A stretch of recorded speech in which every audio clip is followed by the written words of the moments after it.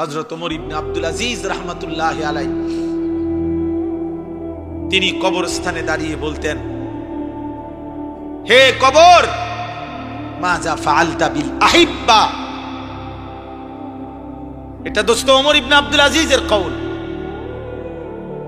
আমার এই দোস্ত নুরুল আলম ওই শুনতে চায় ওমর ইবনে আব্দুল আজিজের নাম, আমি এই জন্য শুনাইলাম। ওমর ইবনে আব্দুল আজিজ কবরের সামনে দাঁড়িয়ে বলতেন, হে কবর, বলো না তুমি আমার স্বজনদের সাথে কি করেছো?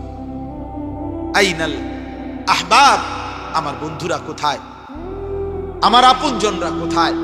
আইনাল আসদিকা, আমার বন্ধুরা কোথায়? আইনাল জুল্লাস, আমি যাদের সাথে বসতাম তারা কোথায়? আইনাস সাম্মার, আমি যাদের সাথে রাত জেগে গল্প করতাম আমার সেই আপনজনরা কোথায়?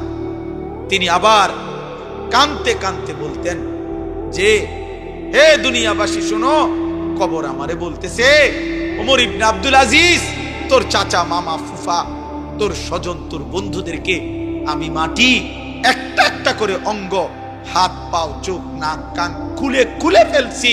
আমার মাটি আমার সাথে আমি মিশায় ফেলছি।